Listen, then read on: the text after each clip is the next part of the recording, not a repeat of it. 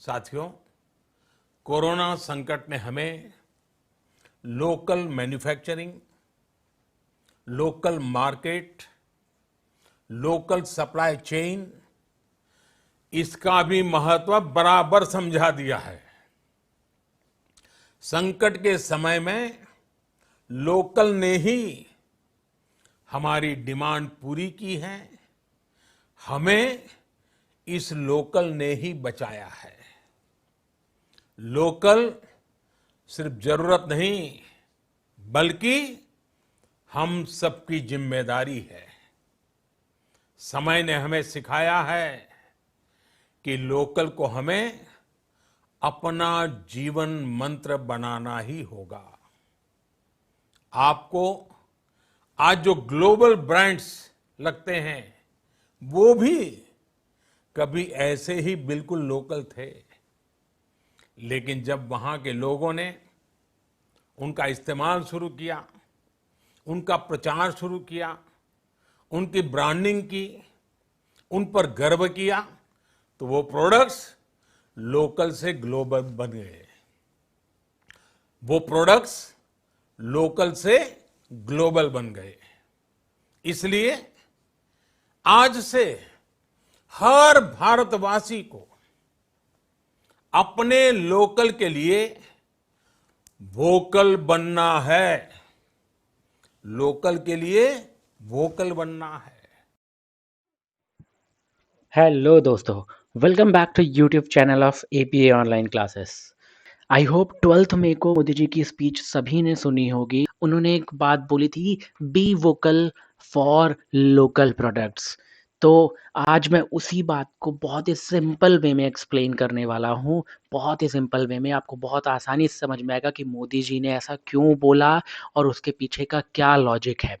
तो आइए स्टार्ट करते हैं। मेरा नाम युवराज सिंह परिहार। स्टार्ट करते हैं बहुत ही बेसिक से, बहुत ही एकदम सिंपल लेवल से, जिससे सभी को ये बात बहुत आसानी से समझ में आ जाएगी।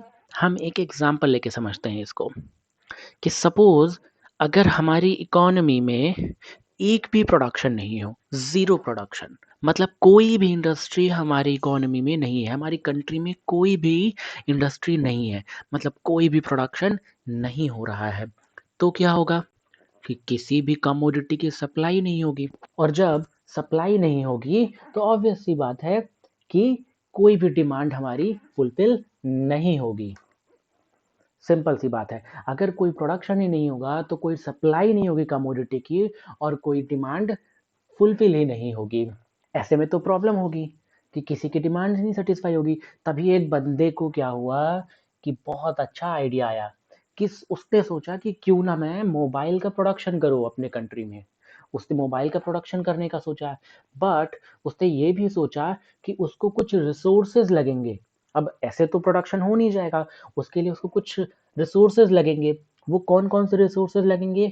उसको लैंड या बिल्डिंग लगेगा जहाँ वो अपनी फैक्ट्री सेटअप करेगा।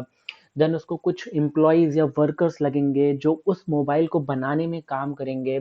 फिर कुछ कैपिटल भी लगेगी जो कि बिजनेस में वो इन्वेस्ट करेगा। वो चाहे तो अपनी सेल्फ ओन्ड कैपिटल हो या कहीं बैंक से वो लोन भी लेके लगा सकता है।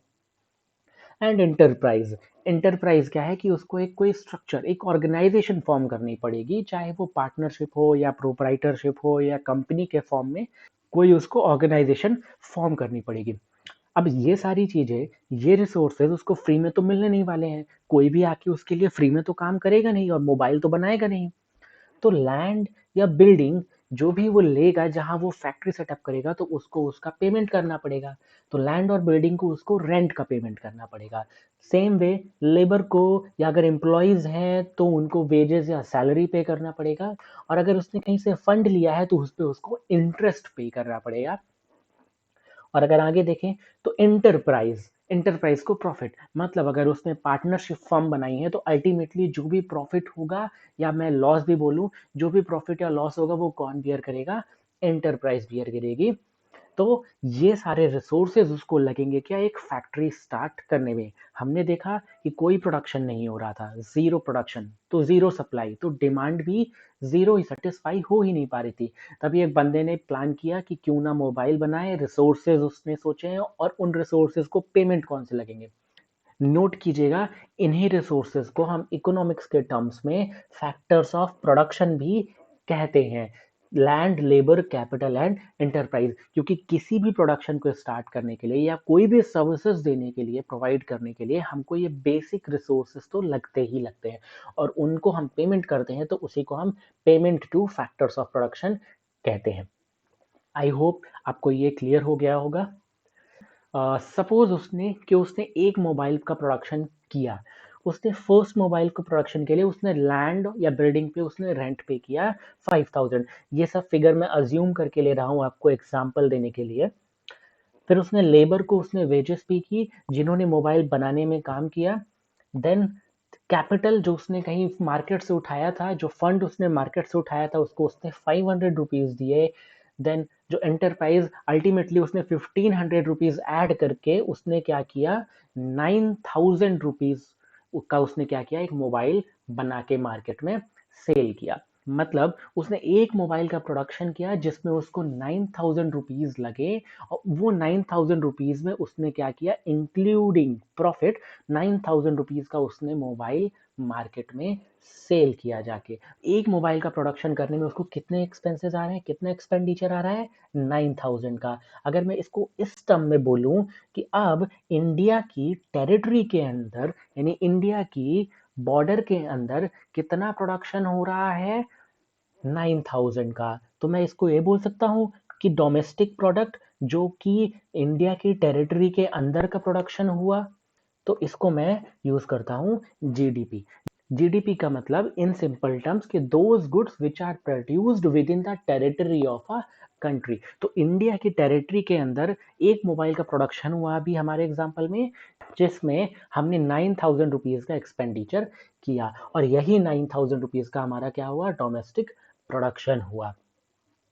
आई होप आपको समझ में आ गया होगा कि इंडिया की टेरिटरी के अंदर जो भी प्रोडक्शन होता है हम उसको डोमेस्टिक प्रोडक्ट बोलते हैं, और हम इसी को अगर हम डेप्रिसिएशन लेस नहीं करते तो हम उसको ग्रॉस वर्ड यूज करते हैं, ग्रॉस डोमेस्टिक प्रोडक्ट।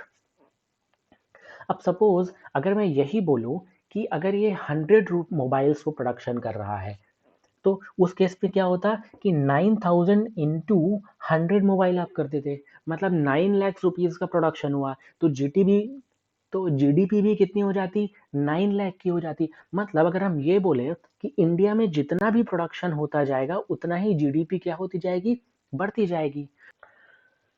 तो यही ये पूरा एक स्ट्रक्चर काम कैसे करता है कि सपोज आपने प्रोडक्शन किया, प्रोडक्शन कितने का किया यहाँ पर, 9000 रुपीज का। जब ये 9000 रुपीज का प्रोडक्शन आपने किया तो उसके लिए आपने 9000 रुपीज के क्या किए, एक्सपेंडिचर किए, और वही एक्सपेंडिचर किसी की इनकम बनी जाके। किन की इनकम बनी, वो फैक्टर्स जिनको हमने पे किया था, मतलब जो वर्कर्स काम कर रहे थे उनको सैलरी मिली, लैंड जिसकी रेंट थी उसको रेंट मिला, जिससे हमने उधार लिया था उसको हमने इंटरेस्ट दिया, और जो बिजनेसमैन था उसने प्रॉफिट कमाया। तो यहाँ पर प्रोडक्शन किया, जितना उसका एक्सपेंडिचर हुआ वो एक्सपेंडिचर किसी की जाके क्या हुई, देखिए इनकम बनी यहाँ पर। और वही इनकम जब बनी तो उसने अपनी वांट्स को सेटिस्फाई करने के लिए अगेन एक्सपेंडिचर किया, मतलब उसको मोबाइल चाहिए हुआ, मतलब उसको मोबाइल चाहिए होगा तो उसने मोबाइल परचेज किया। तो अगेन ये एक्सपेंडिचर जब किया तो ये किसके पास गया, जो प्रोड्यूसर था उसके पास वो पैसा चला गया। तो ऐसा पूरा एक साइकिल बनता है। एक एग्जांपल और लेते हैं कि अगर हम कंट्री में सिर्फ एक्सपोर्ट करें तो क्या होगा।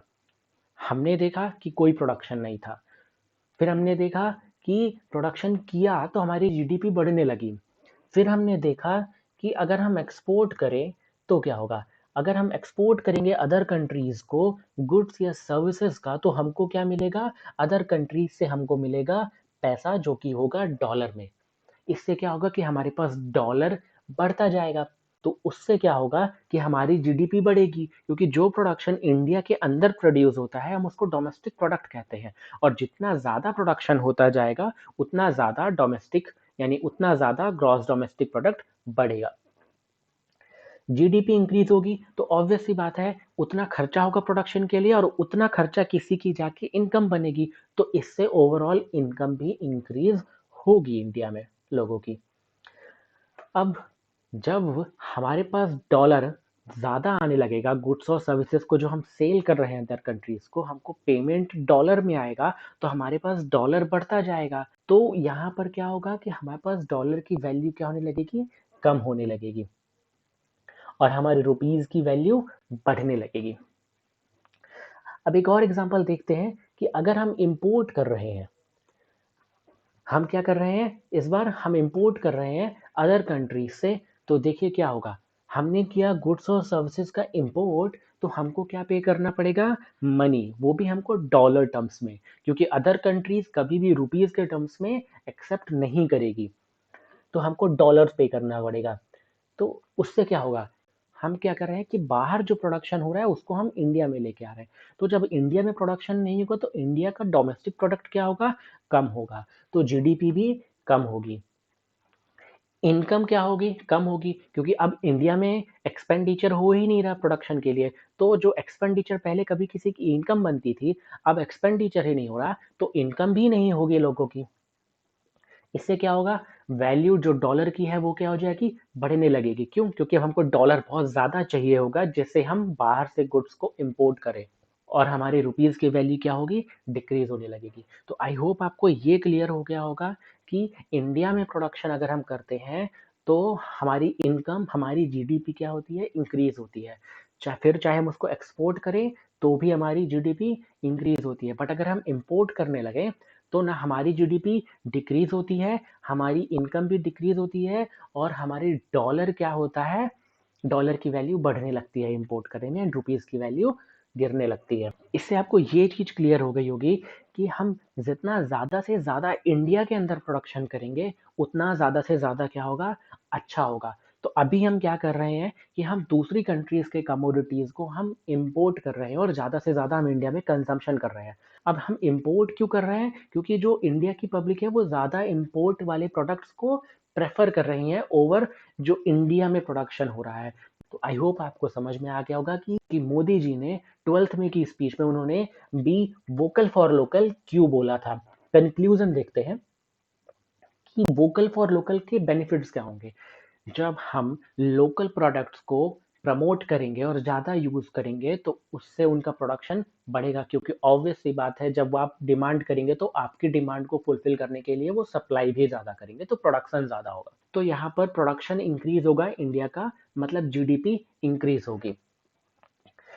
और जब एक्सपेंडिचर ज़्यादा हम करेंगे प्रोडक्शन करने के लिए, तो ऑब्वियस सी बात है वो एक्सपेंडिचर किसी की इनकम बनेगी, और इससे क्या होगा, ओवरऑल इंडिया की जो नेशनल इनकम है वो क्या होगी?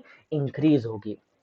या जो इंडिया के प्रोडक्ट्स है जो हम इसको एक्सपोर्ट करने लगे, उससे क्या होगा कि डॉलर की वैल्यू कम होगी, और ये तभी होगी डॉलर की वैल्यू कम जब हम एक्सपोर्ट ज़्यादा कर रहे हैं as compared to import. Increase in value of rupees, इससे हमारा रुपीज़ की वैल्यू बढ़ने लगेगी। Then surplus balance of trade, मतलब एक्सपोर्ट ज़्यादा हो क्या? इम्पोर्ट से, तभी सरप्लस बैलेंस होगा। और जब हमारे पास सरप्लस होगा, मतलब हमारे पास डॉलर ज़्यादा आ रहा होगा, तो हमारे पास डॉलर का जो रिजर्व है वो ज़्यादा होगा, और इससे क्या होगा कि हम जो बोरोइंग्स हैं, जो हम इंटरनेशनल बोरोइंग करते हैं वर्ल्ड बैंक से या अदर कंट्रीज से, तो हम उसको रीपे कर पाएंगे। इससे क्या होगा, जब हमारी जीडीपी इंक्रीज होगी, नेशनल इनकम इंक्रीज होगी, तो हमारी इकोनॉमी भी स्ट्रांग होगी, और इससे क्या होगा कि आत्मनिर्भर भारत बनेगा। So please support make in India scheme and buy made in India products. I hope आपको ये वीडियो अच्छा लगा होगा। अगर आपको वीडियो अच्छा लगा तो प्लीज चैनल को सब्सक्राइब करें, वीडियो को लाइक करें एंड कमेंट करें, क्योंकि ये चैनल भी क्या है? Made in India. सो फिर मिलते हैं नेक्स्ट वीडियो में। Till then stay home, stay safe, bye bye.